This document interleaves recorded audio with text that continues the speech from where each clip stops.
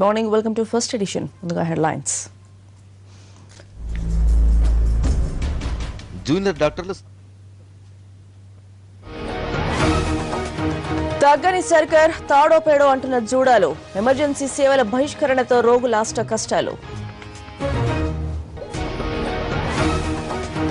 ఒక్కొక్కటిగా వెలుగు చూస్తున్న సిండికేట్లు అధికారులు రాజకీయ నేతల్లో గుబులు.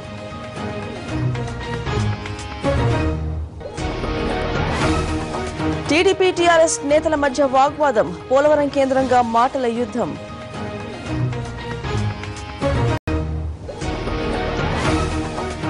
మేడారంకు పోటెత్తిన భక్త కోటి ఇవాల్టితో ముగియనున్న జాతర.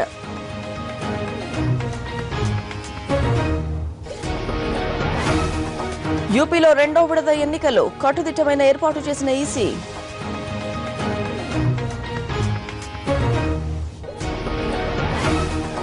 గ్రాండ్ గా ఆర్యన్ రాజేష్ పెళ్లి వధూవరుల్ని ఆశీర్వదించిన సినీ ప్రముఖులు.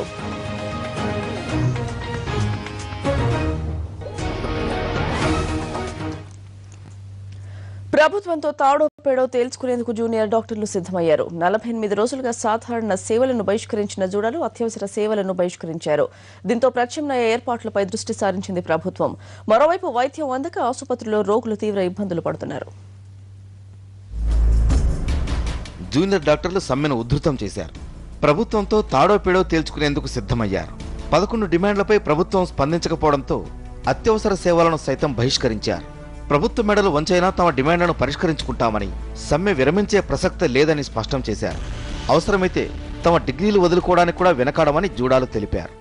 గత 30 రోజులుగా ఎమర్జెన్సీ డిపార్ట్మెంట్స్ మేము అటెండ్ అవుతూ మీకు పదే విజ్ఞప్తి చేస్తూ గత 10 సంవత్సరాలుగా జూనియర్ డాక్టర్ల సంఘం పేద ప్రజల మెరుగైన ఆరోగ్యం కోసం పోరాటం చేస్తుంటే ఇప్పటిదాకా ఎటువంటి మెజర్స్ తీసుకోకుండా మరి ఇవాళ అటువంటి స్టేట్మెంట్ ఇవ్వడం అనేది చాలా హేయకరము. జూనియర్ డాక్టర్ల సంఘం దీన్ని తీవ్రంగా ఖండిస్తోంది.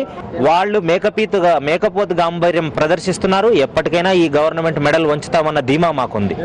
రాష్ట్ర వ్యాప్తంగా 10 బోధనాసుపత్రుల్లో సుమారు 4000 మంది జూనియర్ డాక్టర్లు సేవలందిస్తున్నారు.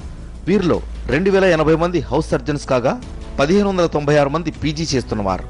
మరో 370 మంది 2 ఏళ్ల డిగ్రీ కోర్స్ పీజీ విద్యార్థులున్నారు. వీరందరూ సమ్మెలో పాల్గొంటే అత్యవసర సేవలకు తీవ్ర ఆటంకం ఏర్పడుతుంది. జూనియర్ డాక్టర్లు అత్యవసర వైద్య సేవలను బహిష్కరించినా సర్కార్ వెనక్కి తగ్గలేదు. వాళ్ల సమ్మెపై కఠినంగా వ్యవహరించాలని డిసైడ్ అయిన కేబినెట్ సబ్ కమిటీ వైద్య సేవల కోసం ప్రత్యామ్నాయ ఏర్పాట్లు చేస్తోంది. జూడాలు ఆందోళన విరమించి 2 రోజుల్లోగా దారికి రాకపోతే కఠిన చర్యలు తప్పవని పరోక్షంగా హెచ్చరించింది సర్కార్. ఏదైతే 2 సంవత్సరాల క్రితం రాష్ట్ర ప్రభుత్వంతో జూనియర్ డాక్టర్లుగా పిలువబడే హౌస్ సర్జన్లు, పోస్ట్ గ్రాడ్యుయేట్ విద్యార్థులు తమ చదువులో భాగంగా వారికి ఏ విధంగా అయితే రెమ్యూనరేషన్ ఇవ్వడానికి నిర్ణయించబడిందో ఎటువంటి మినహాయింపు లేకుండా చేసుకున్న ఒప్పందానికి తూచా తప్పకుండా కట్టుబడి అమలు చేయడానికి 287 జీవో ప్రకారం ఈ ప్రభుత్వం సిద్ధంగా ఉందని తెలియజేస్తా ఉన్నాం. మీరు చదువుతున్న చదువు ఈ రాష్ట్ర ప్రజలది పెట్టుబడి అంతా కూడా. ఏదేమైనా మీరు భయపడితే భయపడేది లేదు ప్రభుత్వం.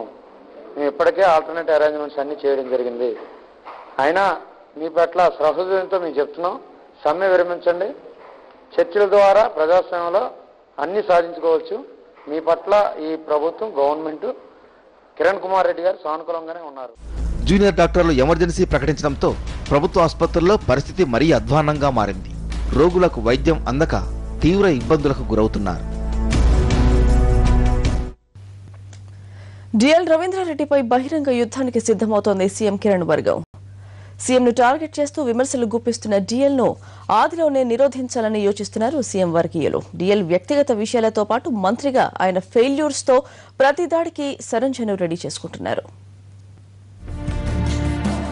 సీఎం కిరణ్ కుమార్ రెడ్డిపై బహిరంగ విమర్శలకు దిగుతున్న డిఎల్ రవీంద్రారెడ్డి కట్టడికి ప్లాన్ చేస్తోంది సీఎం వర్గం. ఊరుకుంటే డిఎల్ మరింత రెచ్చిపోయే ప్రమాదం ఉండడంతో వెంటనే యాక్షన్కు రెడీ అవుతున్నారు సీఎం వర్గీయులు.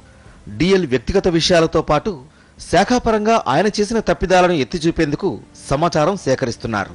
డిఎల్కు అయ్యప్ప సొసైటీలో 5 ప్లాట్లు, చిరంజీవి ఇంటి పక్కనున్న మరో ప్లాట్, గచ్చిబౌలిలో ప్రస్తుతం ఆయన ఉంటున్న ఇల్లు ఎలా వచ్చాయన్న వాటిని ప్రశ్నిస్తామంటున్నారు సీఎం వర్గీయుడైన ఓ మంత్రి. ఎమ్మెల్యే కాలనీలో ఉన్న ఇంటిని కన్వర్షన్ చేయకుండా కమర్షియల్ యాక్టివిటీస్కి వినియోగిస్తున్నారని, ఇలాంటివన్నీ వెలికి తీస్తే డిఎల్ మాటకి విలువ లేకుండా పోతుందని భావిస్తున్నారు సీఎం వర్గీయులు.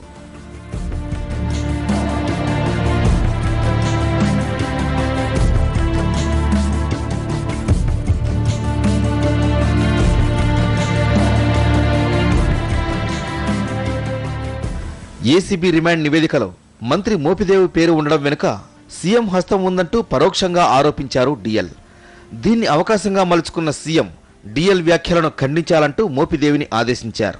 మోపిదేవితో పాటు మరో మంత్రి ఏరాసు ప్రతాప్ రెడ్డి, ఎమ్మెల్యే ఆదాల ప్రభాకర్ రెడ్డి, ఎమ్మెల్సీ రంగారెడ్డి కాంగ్రెస్ శాసనసభాపక్ష కార్యాలయంలో మీడియా సమావేశం పెట్టి మరీ డిఎల్ వ్యాఖ్యలను ఖండించారు. ఎవరో కొంతమంది పెద్దలు కొందరిని కాపాడటానికి కొందరిని బలిపోసం చేస్తున్నారనేటువంటి ప్రస్తావన రాజకీయ కోణంలో ఇది ప్రయాణం చేయటం అనేటువంటిదే సరైంది కాదు. ఈ ఆరోపణని వాస్తవాలు ఏంటనే దాన్ని తెలుసుకోవడానికి ముఖ్యమంత్రి గారు సానుకూలంగా స్పందించారు. తప్పనిసరి కొద్ది రోజుల్లోనే దీని మీద ఒక క్లారిటీ వస్తుంది కాబట్టి అప్పటి వరకు కూడాను ఈ అంశాన్ని రాజకీయ కోణంలో రాజకీయ దృక్పథంలో తీసుకెళ్లడం అనేటువంటి సరైనది కాదు అనేటువంటి అంశాన్ని కూడా మీడియా ద్వారా వారందరినీ కూడా కోరుకుంటూ డిఎల్ గారితో నేను మాట్లాడతా అన్న ఏంటి నా మీద సానుభూతి చూపించినందుకు నీకు మనస్ఫూర్తిగా కృతజ్ఞత తెలియజేస్తున్నాను, కానీ ఈ కోణంలో ఇవి మాట్లాడటం అనేటువంటిది ఏమిటనే దాని మీద నేను డెఫినెట్ గా డిఎల్ గారితో నేను అడుగుతా. వీటితో పాటు శాఖాపరంగా డిఎల్ వైఫల్యాలు, పార్టీకి మైలేజ్ ఇచ్చిన 108 ఆరోగ్యశ్రీని ఎలా నీరుగార్చారన్న వివరాలతో హైకమాండ్ కు లేఖలు రాస్తున్నారు. శాఖలు కత్తిరించడం న్యాయమే అన్న అభిప్రాయాన్ని అధిష్టానంలో కలిగించడం ఈ లేఖల ఉద్దేశం అంటున్నారు.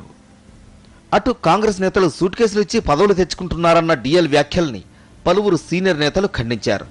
ఎవరూ అలా పనిచేయబోరని రేణుకా చౌదరి స్పష్టం చేస్తే కాంగ్రెస్ పార్టీలో పనిచేసిన వారికే బాధ్యతలు అప్పగిస్తారన్నారు ఎంపీ హర్షకుమార్. చాలా శోచనీయమని, అది వారు ఎందుకు అన్నారు, ఏ సందర్భాన్ని అన్నారు నాకు తెలియదు కాబట్టి I don't want to comment on it. అది వ్యక్తిగత ఆయన అభిప్రాయం అవ్వచ్చు, ఆయన ఈ వివరణ నాకు ఇవ్వలేదు కాబట్టి నేను చెప్పలేను. కాకపోతే చాలా శోచనీయం, అలా మాట్లాడటం చాలా శోచనీయం. ఎవరన్నా ఏదైనా ప్రయత్నాలు చేయొచ్చు కానీ ఫలితమైంది అందుకే అని అనుకోవటం ఆశ్చర్యం. బికాస్ ఎవరికి ఇచ్చారు సూట్ కేసులు? కేంద్రం డజంట్ వర్క్ లైక్ దాట్.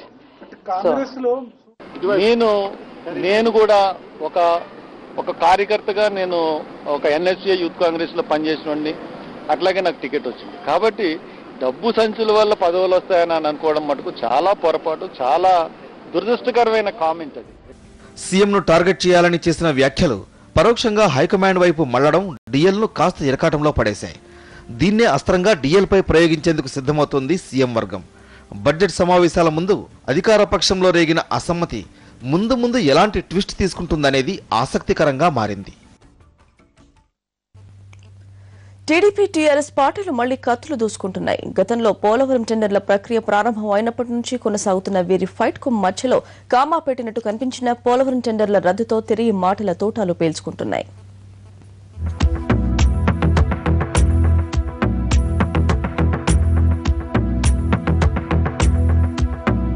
గత ఎన్నికల్లో కూటమి భాగస్వాములుగా ఉన్న టీడీపీ టీఆర్ఎస్ లు ఇప్పుడు కత్తులు దూసుకుంటున్నాయి.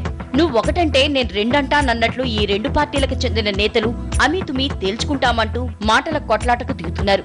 కొంతకాల క్రితం వరకు సైలెంట్ గా ఉన్న టీడీపీ టీఆర్ఎస్ లు తిరిగి మళ్లీ విమర్శలు ప్రతి విమర్శలతో ఎందుకు చెలరేగిపోతున్నాయి? టీడీపీని పెద్ద ఎత్తున అటాక్ చేయడానికి కేసీఆర్ ఎందుకు రెడీ అయ్యారు?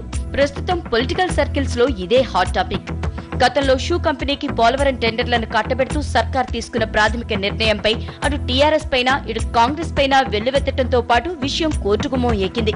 ఈ క్రమంలో హైపవర్ కమిటీ అన్ని విషయాల్ని పరిశీలించి పోలవరం టెండర్లను రద్దు చేయాలని నిర్ణయించింది. దీంతో చేతులు దులుపుకున్నట్లవుతుందని ప్రభుత్వం, తమపై ఉన్న విమర్శలు తుడిచిపెట్టుకుపోయాయని టీఆర్ఎస్ భావించిందనేది టీడీపీ వాదన.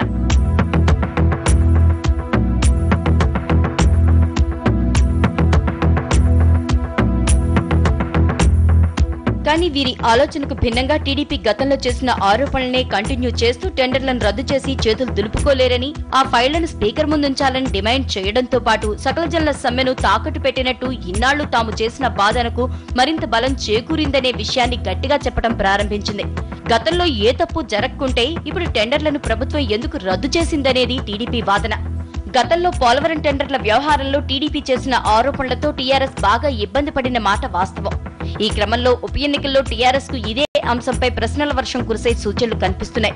ఈ టైంలో పోలవరం టెండర్లను రద్దు చేస్తూ ప్రభుత్వం నిర్ణయం తీసుకోవడంతో తమ మీద ఉన్న విమర్శలకు కాలం చెల్లినట్లేనని భావించింది. కానీ ఈలోగానే టీడీపీ తిరిగి పాత ఆరోపణల్ని కొనసాగిస్తూ టీఆర్ఎస్ ను టార్గెట్ చేసుకుంటూ ప్రజల్లోకి వెళ్లేందుకు టీడీపీ ప్రయత్నిస్తుండటంతో టీఆర్ఎస్ ఎలర్ట్ అయ్యిందనేది టీడీపీ తెలంగాణ నేతల అంచనా. ప్రస్తుతం ఈ ఇష్యూ నుంచి దృష్టి మళ్లించేందుకే కేసీఆర్ తిట్ల దండకం అందుకున్నారనేది టీడీపీ సూత్రీకరణ. లేకపోతే గతంలో చంద్రబాబు కామెంట్ చేస్తే తప్ప స్పందించిన కేసీఆర్ ఇప్పుడు మోత్కుపల్లి ఇతర టీడీపీ నేతలు చేస్తున్న కామెంట్లకు స్పందించడానికి అదే ప్రధాన కారణమనేది టీడీపీ లెక్క.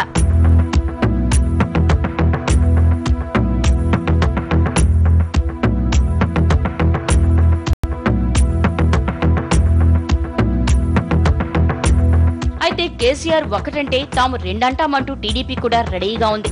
చంద్రబాబుకు సంబంధించిన అక్రమాల చిట్టాను బయటపెడతానని కేసీఆర్ బెదిరిస్తే తాము బెదిరేదే లేదని, తాము కూడా కేసీఆర్ కు సంబంధించిన ఆస్తుల చిట్టాను బయటపెడతామని స్పష్టం చేస్తున్నారు టీడీపీ నేతలు. ఇదే టైంలో కేసీఆర్ ని ఎదుర్కొనేందుకు పార్టీ తరపున మోత్కుపల్లి కూడా రెడీగా ఉన్నారు. మోత్కుపల్లి కూడా సై అంటే సై అంటూ కేసీఆర్ పై కాలు దువ్వుతున్నారు. మొత్తం మీద అసెంబ్లీ సమావేశాల ముందు టీడీపీ టీఆర్ఎస్ ల మధ్య మొదలైన మాటల యుద్ధం ఏ స్థాయికి చేరుతుందోనని ఆసక్తిగా గమనిస్తున్నాయి రాజకీయ వర్గాలు.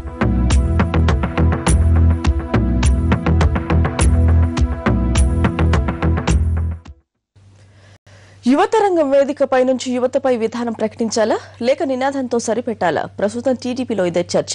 యువతరంగం కార్యక్రమాలు ఇప్పటికే 3 చోట్ల పూర్వక ఇవాళ హైదరాబాద్ లో జరగబోతోంది. ఈ వేదిక నుంచి యూత్ ను ఆకట్టుకునేలా ఎలాంటి ప్రకటన చేయాలనే దానిపై పార్టీ తర్జన భర్జనలు పడుతోంది. యువతరంగం టీడీపీకి యంగ్ బ్లడ్ ఎక్కించి కొత్త లుక్ తెచ్చేందుకు పార్టీ అధినేత చేస్తున్న ప్రయత్నాల్లో భాగంగా రూపొందించిన కార్యక్రమం ఇది. ఇప్పటికే విశాఖ, విజయవాడ, తిరుపతి నగరాల్లో యువతరంగం కార్యక్రమాలు ముగిశాయి. ఆయా ప్రాంతాల్లో జరిగిన సదస్సులతో పాటు హైదరాబాద్ లో జరిగే యువతరంగం ప్రోగ్రాం తర్వాత యూత్ కు సంబంధించి పార్టీకి సంబంధించిన ఓ కీలక ప్రకటన చేయాలని పార్టీ భావిస్తోంది. ఇది ఏ రకంగా ఉండాలనే దానిపై పార్టీ సీనియర్లు కసరత్తు చేస్తున్నారు. హైదరాబాద్ లోని యువతరంగం వేదిక మీద నుంచి యూత్ కు సంబంధించి పార్టీ విధానాన్ని ప్రకటించాలా లేక నినాదం ఇవ్వాలా అనే అంశాలపై నేతలు మల్లగుల్లాలు పడుతున్నారు. ఈ క్రమంలో వివిధ అంశాలపై పార్టీ నేతలు సమాలోచనలు చేస్తున్నారు. యూత్ కు సంబంధించి విద్య, ఉపాధి అంశాలు ముఖ్యమైనవి కాబట్టి వీటికి సంబంధించి పార్టీ విధానాన్ని ప్రకటించాలనే సూచనలు వస్తున్నాయి. అయితే ఎన్నికలు చాలా దూరంలో ఉన్న నేపథ్యంలో ఇప్పటికిప్పుడే విధానాన్ని ప్రకటించాల్సిన అవసరం కూడా లేదని మరో వాదన వినిపిస్తోంది. ఇదే టైంలో ప్రస్తుతం రాజకీయాలకు దూరంగా ఉన్న యూత్ ను తిరిగి రాజకీయాల వైపు, అది టీడీపీ వైపు ఆకర్షితులయ్యేలా చేసే దిశగా ఓ నినాదాన్ని ఇవ్వాలనే ఆలోచన పార్టీలో ఉంది.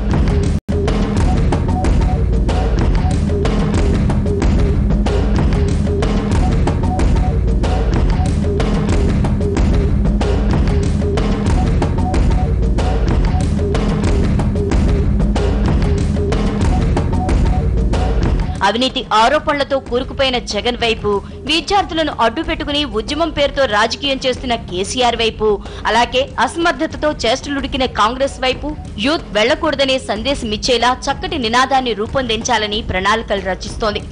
ఈ అంశాలపై చర్చించేందుకే శనివారం ఉదయం పొలిట్ బ్యూరో సమావేశం భేటీ అవుతోంది. పొలిట్ బ్యూరోలో చర్చించిన అనంతరం యువతరంగం వేదిక నుంచి ఏ ప్రకటన చేయాలనే దానిపై పార్టీ ఓ క్లారిటీకి రానుంది. ఇక హైదరాబాద్ లో జరగనున్న యువతరంగానికి అన్ని ఏర్పాట్లు పూర్తయ్యాయి. కొంపల్లి ఎక్సలెన్సీ గార్డెన్స్ లో జరిగే ఈ కార్యక్రమానికి తెలంగాణ జిల్లాల నుంచి పెద్ద ఎత్తున యువతను తరలిస్తున్నారు పార్టీ నేతలు. బూత్ కు ఒకరు చొప్పున వచ్చినా కనీసం 15 నుంచి 20 వేల వరకు ప్రతినిధులు హాజరవుతారని పార్టీ అంచనా వేస్తోంది. ఇక ఎన్టీఆర్ ట్రస్ట్ భవన్ నుంచి యువతరంగం వేదిక వరకు భారీ బైక్ ర్యాలీతో వెళ్లనున్నారు చంద్రబాబు. యువతరంగం ఏర్పాట్లు చాలా బాగా జరుగుతున్నాయండి. దగ్గర డెలిగేట్స్ వరకే చూసుకుంటే 15,000 మినిమం వస్తారని మేము అంచనా వేస్తున్నాము. అదే కాకుండా ఈ ర్యాలీ ఇక్కడి నుంచి తెలుగుదేశం రాష్ట్ర ఆఫీస్ నుంచి నారా చంద్రబాబు నాయుడు గారు నడిపించుకుంటూ బుల్లెట్ నడిపించుకుంటూ పోతారని, ఇక్కడి నుంచి అరౌండ్ 9:30 స్టార్ట్ అవుతుంది. ఇక్కడి నుంచి ర్యాలీ దగ్గర ఎంత లేదన్నా కానీ 2,000-2,500 దాకా బైక్స్ పార్టిసిపేట్ అవుతాయని మేము అంచనా వేస్తున్నాము. ఓవరాల్ గా చూస్తే యువతరంగం ప్రాంతీయ సదస్సులు పూర్తి చేసుకున్న తర్వాత యువతకు సంబంధించి ఫ్యూచర్ ప్లాన్ ను రూపొందించుకోనుంది టీడీపీ. అలాగే యూత్ కు పార్టీలో ఇంపార్టెన్స్ ఇస్తామనే బలమైన సంకేతాలు కూడా ఇచ్చేందుకు సమాయత్తమవుతున్నారు ఆ పార్టీ అధినేత. జగన్ ఆస్తుల కేసు దర్యాప్తును సీబీఐ ముమ్మరం చేసింది. కేసుకు సంబంధించి పలువురు ఐఏఎస్లను ప్రశ్నిస్తోంది. ఇప్పటికే మాజీ ప్రభుత్వ ప్రధాన కార్యదర్శులను ప్రశ్నించింది. మరికొంతమంది ఐఏఎస్లను ప్రశ్నించేందుకు రంగం సిద్ధం చేస్తోంది సీబీఐ. జగన్ ఆస్తుల కేసులో ఐఏఎస్ అధికారులను వరుసగా ప్రశ్నిస్తోంది సీబీఐ. ఇప్పటికే 8 మంది ఐఏఎస్లను సీబీఐ ప్రశ్నించింది. ఇందులో 3 మాజీ ప్రభుత్వ ప్రధాన కార్యదర్శులు రమాకాంత్ రెడ్డి, రఘోత్తమరావు, మోహన్ కందాలను సీబీఐ క్వశ్చన్ చేసింది. వారి కాలంలో విడుదల చేసిన జీవోలకు సంబంధించిన అంశాలను సీబీఐ అడిగి తెలుసుకుంది. జీవోలు సక్రమంగా విడుదల చేశారా, ప్రభుత్వ పెద్ద ఒత్తిడి ఏమైనా ఉందా అని మోహన్ కందాను సీబీఐ అడిగినట్లు సమాచారం. అయితే తనకు గుర్తు ఉన్న ప్రతి విషయాన్ని సీబీఐకి చెప్పారని మోహన్ కందా తెలిపారు.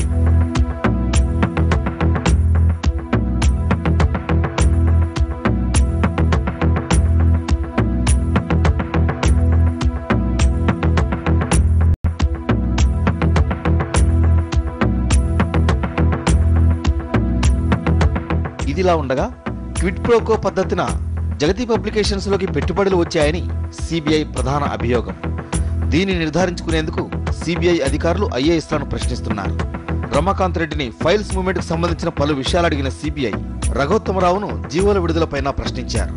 జగన్ ఆస్తుల కేసుకు సంబంధించి మరికొంతమంది ఐఏఎస్లను సీబీఐ ప్రశ్నించే అవకాశం ఉందని పలువురు అభిప్రాయపడుతున్నారు. మద్యం సిండికేట్ల గుట్టు ఒక్కొక్కటిగా వెలుగు చూస్తోంది. సిండికేట్ల నుంచి కోట్ల రూపాయల్లో ముడుపులు తీసుకున్న అధికారుల లీలలు బయటపడుతున్నాయి.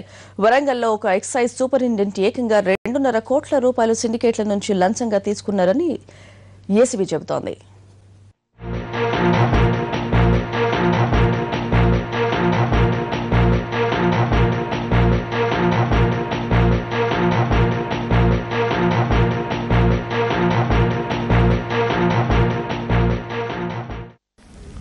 వరంగల్ మద్యం సిండికేట్ల అవినీతి డొంక కదులుతోంది.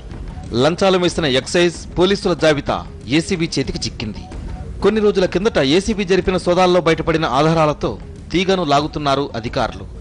ఇందులో భాగంగా లిక్కర్ కింగులుగా పేరొందిన తోట సుధాకర్, పింగళి మోహన్ రెడ్డిలతో పాటు మరో 6గురిని అరెస్టు చేసింది ఏసీబీ. వీరిని 4 రోజుల పాటు తమ కస్టడీలోకి తీసుకుని విచారించారు ఏసీబీ అధికారులు. విచారణ అనంతరం కోర్టులో హాజరుపరిచి ఇందులో మోహన్ రెడ్డితో పాటు రాజేష్ ను కోర్టు అనుమతితో తిరిగి తమ కస్టడీకి తీసుకుంది. ఇదిలా ఉండగా మోహన్ రెడ్డి నుంచి సేకరించిన వాంగ్మూలాన్ని ఏసీబీ కోర్టుకు సమర్పించింది. మోహన్ రెడ్డి వాంగ్మూలంతో ఎక్సైజ్ పోలీసుల అవినీతి భాగోతం బట్టబయలైంది. షాపులను పాడుకునే సమయంలోనే ఒక్కో షాపు యజమాని ఎక్సైజ్ సూపరింటెండెంట్ కు ₹1,00,000 ముడుపులు ఇచ్చామని మోహన్ రెడ్డి పేర్కొన్నాడు. ఈ లెక్కన 2 కోట్ల రూపాయలు ఆ అధికారి జేబులోకి వెళ్లాయని తెలిసింది. హన్మకొండ ఎక్సైజ్ సీఐ విజయ్ చంద్రకు 4 లక్షల రూపాయలు ఇచ్చామని, ఎక్సైజ్ సీఐ దగ్గర నుంచి డీసీ వరకు పంపకాలు జరుగుతాయని మోహన్ రెడ్డి వాంగ్మూలంలో పేర్కొన్నాడు. ఖాజీపేటలో ఒక షాపుకు లైసెన్స్ ఇచ్చినందుకు గాను ఎక్సైజ్ సూపరింటెండెంట్ వైజీకే మూర్తికి ₹1,00,000 లంచం ఇచ్చారని అతడు తెలిపాడు. అలాగే ఎక్సైజ్ సీఐ తిరుపతికి ₹1,00,000, మరో సీఐ రమేష్ రెడ్డికి ₹1,00,000 ముడుపులు చెల్లించినట్లు మోహన్ రెడ్డి ఏసీబీకి చెప్పాడు. ఖాజీపేటలోని ఎక్సైజ్ కానిస్టేబుళ్లు ఒక్కో షాపు నుంచి ₹30,000 వసూలు చేసుకున్నారు.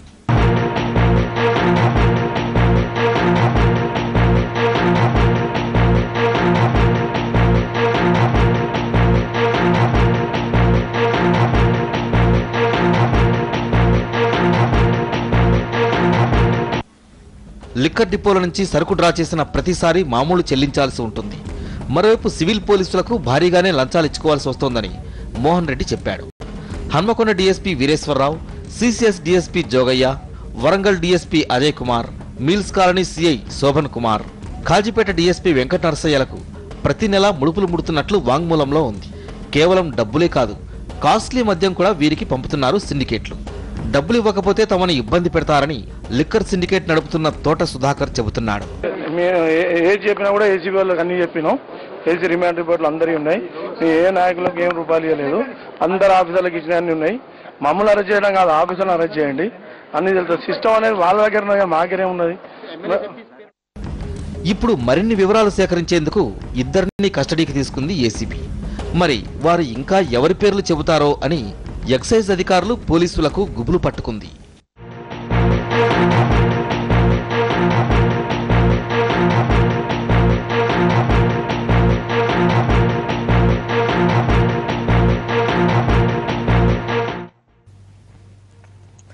మద్యం సిండికేట్ల వ్యవహారంపై రాష్ట్ర వ్యాప్త ఆందోళన చేయాలంటూ టీడీపీ అధిష్టానం భారీ ప్రణాళికలు రచిస్తుంటే ఆ పార్టీ నేతల నుంచి మాత్రం ఆశించిన స్పందన రావడం లేదు. ప్రస్తుతం ఉన్న విధానంలో ఎవరూ ఏమీ చేయలేని పరిస్థితులున్నాయని, కాబట్టి ఈ ఉద్యమం వల్ల పెద్దగా ఒరిగేదేమీ లేదని అభిప్రాయం వ్యక్తమవుతోంది.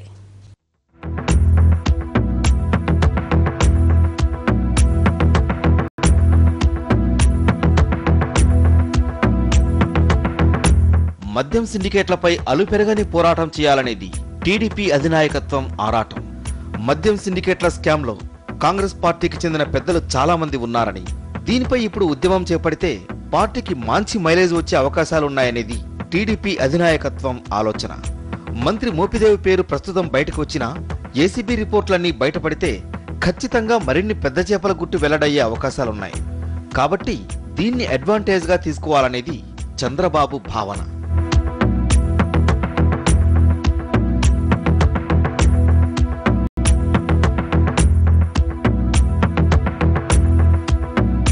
కానీ పార్టీలో మెజార్టీ నేతల ఆలోచన మరో రకంగా ఉంది. ప్రస్తుతం మద్యం సిండికేట్ల వ్యవహారంలో అన్ని పార్టీల వారు పార్ట్నర్లుగా ఉన్నారని, ఈ క్రమంలో మద్యం సిండికేట్ల వ్యవహారంపై ఉద్యమిస్తే పార్టీకి ఇబ్బందే తప్ప వచ్చే లాభమేమీ లేదనేది టీడీపీలోని కొందరు నేతల వాదన.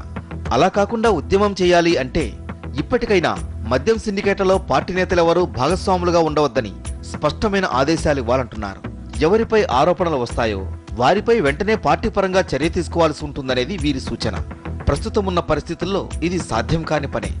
ఇదే విషయాన్ని గతంలో చంద్రబాబుకే కొందరు నేతలు స్పష్టం చేసినట్లు సమాచారం. అయినా ఆందోళనలు నిర్వహిస్తే నిరసనల్లో కూడా మద్యం సిండికేట్ల భాగస్వాములుంటున్నారని, ఇది ఏదో ఒక రోజు మీడియాకెక్కితే మరింత డ్యామేజ్ అవుతుందనేది వీరి ఆందోళన.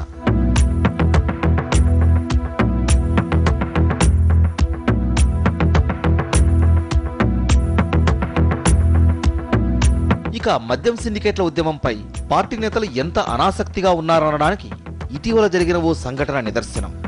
మంత్రి మోపిదేవిపై చర్యలు తీసుకోవాలని కోరుతూ ముఖ్యమంత్రిని కలవాలని టీడీపీ నిర్ణయించుకుంది.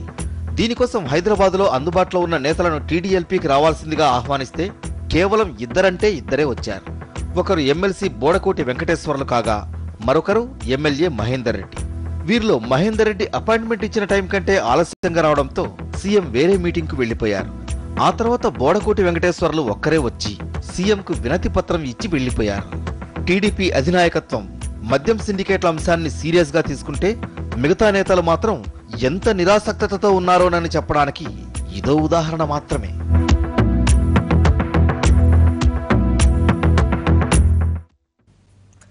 దేశంలోనే అతిపెద్ద గిరిజన జాతర సమ్మక్క సారలమ్మ తుది ఘట్టానికి చేరుకుంది. ఇప్పటి వరకు 1 కోటి మంది వరకు భక్తులు అమ్మవారిని దర్శించుకుని తమ మొక్కులు తీర్చుకున్నారు. ఇవాళ సాయంత్రం అమ్మవార్లను వనప్రవేశం చేయించడంతో జాతర ముగుస్తుంది.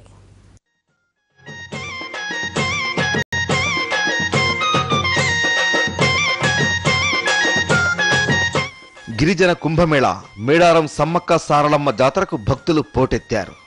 బుధవారం సారలమ్మ పగిడిద్దరాజులను గద్దెలపైకి చేర్చగా గురువారం సమ్మక్కను గద్దెపై ప్రతిష్ఠించారు. 4 దేవుళ్లు కొలువు తీరడంతో భక్తులు మొక్కులు తీర్చుకునేందుకు పోటీ పడ్డారు. సాధారణంగా కోరికలు తీరిన వారు సమ్మక్క గద్దెపైకి వచ్చి మొక్కులు తీర్చుకుంటారు.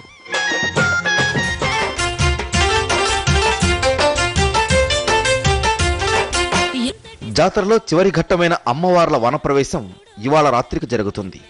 4 దేవతల పూజారులు గద్దెల వద్ద పూజలు చేశాక సారలమ్మను కన్నెపల్లికి, పగిడిద్దరాజును కొత్తగూడ మండలం పూనుగొండ్లకు, గోవిందరాజును ఏటూరు నాగారం మండలం కొండాయికి, సమ్మక్కను మేడారంలోని చిలకలగుట్టకు తీసుకువెళతారు. వనప్రవేశాన్ని చూడాలంటే గద్దెల వద్ద మాత్రమే సాధ్యమవుతుంది.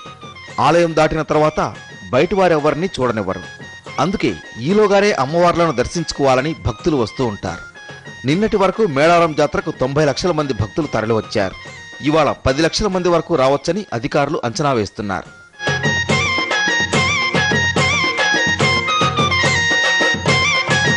మరోవైపు జాతర ముగియనుండడంతో వీఐపీలు దర్శనాలకు వస్తూ ఉండడంతో అధికారులు భద్రతను కట్టుదిట్టం చేశారు.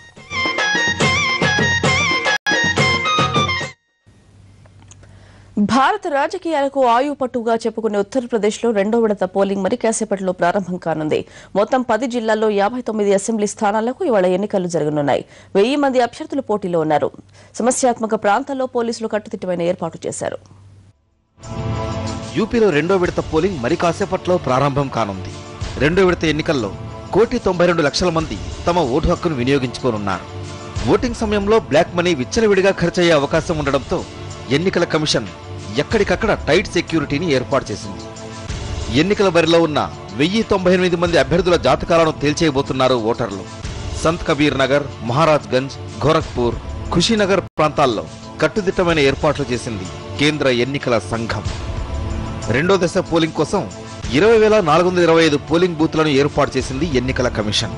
స్పీకర్ సుఖదేవ్ రాజ్బర్, రెవెన్యూ మంత్రి ఫగు చౌహాన్, బీఎస్పీ, బీజేపీ రాష్ట్ర అధ్యక్షులు పోటీలో ఉన్నారు. బుధవారం జరిగిన తొలి విడత ఎన్నికల్లో వర్షాన్ని సైతం లెక్క చేయకుండా 62% పైగా ఓటర్లు తమ ఓటు హక్కును వినియోగించుకున్నారు. తొలి దశ పోలింగ్లో ఓటరు నాడి తెలియకపోవడంతో పార్టీలకు ఇప్పుడు నిద్ర కరువైంది. రెండో విడత పోలింగ్ శాతం బట్టి ఒక అంచనాకు వచ్చేందుకు సిద్ధమవుతున్నాయి. టాలీవుడ్ హీరో ఆర్యన్ రాజేష్ వివాహం రాజమండ్రిలో వైభవంగా జరిగింది. జేగురుపాడు అమ్మాయి సుభాష్నితో రాజమండ్రిలోని చెరుకూరి కళ్యాణ మంటపంలో పెళ్లి కనుల పండుగగా సాగింది. భారీ సెట్టింగ్లో సినీ ప్రముఖుల రాకతో కళ్యాణ మంటపం కలకళ్లాడింది. ప్రముఖ దర్శకుడు దివంగత ఈవీవి సత్యనారాయణ పెద్ద కొడుకు ఆర్యన్ రాజేష్ పెళ్లి రాజమండ్రిలో ఘనంగా జరిగింది. సొంతం, హాయ్, బురిడి, లీలామహాల్ సెంటర్, నువ్వంటే నాకిష్టం, ఎవరిగోల వారిది వంటి సినిమాల్లో హీరోగా నటించి గుర్తింపు పొందిన ఆర్యన్ రాజేష్ వివాహానికి పలువురు ప్రముఖులు హాజరయ్యారు.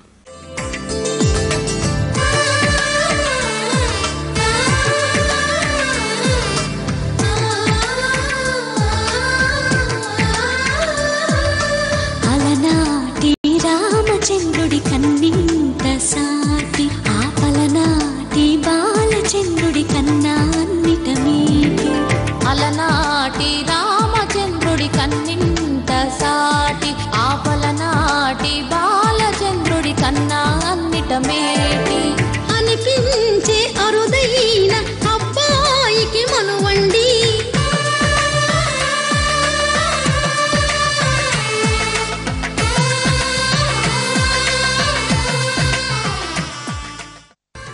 పశ్చిమ గోదావరి జిల్లా నిడదవోలు మండలం కోరుమామిడికి చెందిన ఆర్యన్ రాజేష్, తూర్పు గోదావరి జిల్లా కడియం మండలం జేగురుపాడుకు చెందిన సుభాషిణితో హిందూ సంప్రదాయం ప్రకారం తెల్లవారుజామున 4:18 వివాహం జరిగింది. సుభాషిణి ప్రముఖ కాంట్రాక్టర్ కంటిపొడి అమర్నాథ్ కూతురు. రాజేష్ పెళ్లి కోసం రాజమండ్రిలోని చెరుకూరి కళ్యాణ మండపంలో భారీ సెట్టింగు వేశారు. పలువురు సినీ నటులు, రాజకీయ ప్రముఖులు వివాహ మహోత్సవానికి హాజరై వధూవరులను ఆశీర్వదించారు.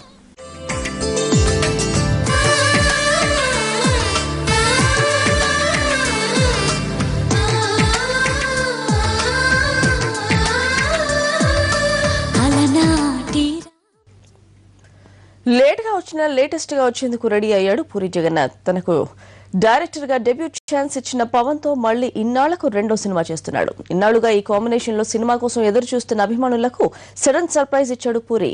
గబ్బర్ సింగ్ ని రాంబాబుగా మార్చి అందరిలోనూ కొత్త ఆలోచనలు క్రియేట్ చేస్తున్నాడు.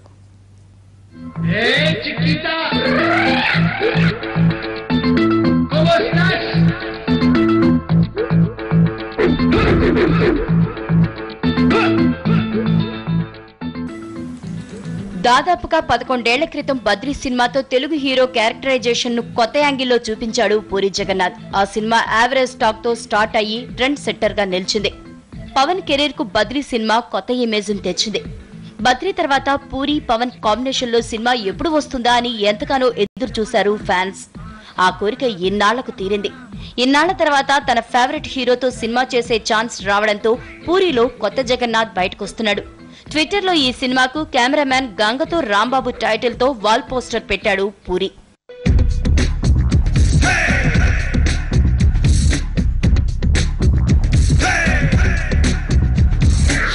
బంగాళాఖాతంలో నీరంటే నువ్వేలే, రంగీల పాటల్లో రాగం నువ్వేలే, ఖండాల దారుల్లో మంచంటే నువ్వేలే, మండేలా చూపే నువ్వేలే. ఓ మిస్సమ్మా మిస్సమ్మాయమ్మా నా వీరసే నువ్వేనమ్మా. ఓ మిస్సయ్యో మిస్సయ్యో హయ్యో లవ్వైరసే సోకన్నయ్య. టైటిల్ బట్టి చూస్తుంటే సినిమా కథ తప్పకుండా మీడియాకు సంబంధించిందని డిసైడ్ అయిపోతున్నారు ఫ్యాన్స్. మరి పవన్ రిపోర్టరా లేక కెమెరామ్యానా? ఇదే ఇప్పుడు అందరిలో ఆసక్తి. Gabbar Singh mass action commercial cinema తర్వాత రాబోతున్న ఈ సినిమాలో పవన్ రిపోర్టర్ గా లేదా మీడియా పర్సన్ గా కనిపించడం కరెక్టేనా? రెగ్యులర్ గా తన సినిమాల్లో మీడియాపై సెటైర్లు వేసే జగన్నాథ్ ఇప్పుడు మీడియాను టార్గెట్ చేశాడా? తన గురువు ఆర్జీవి తీసిన రన్ సినిమాను తన స్టైల్లో తీస్తున్నాడా అని గుసగుసలాడుకుంటున్నారు.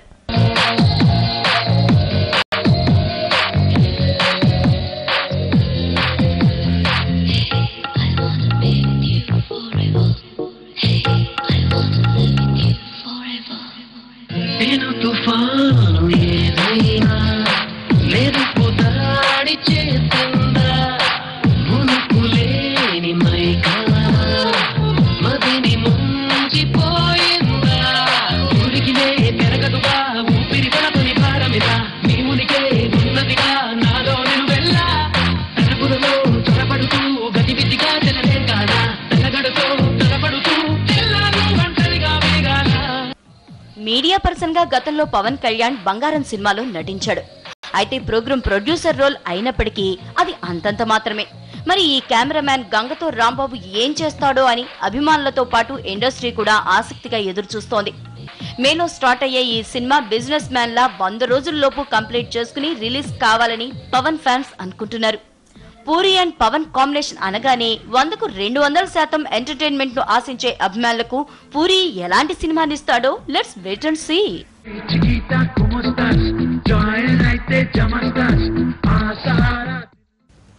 ఇవి బులెటిన్ విశేషాలు. నమస్తే.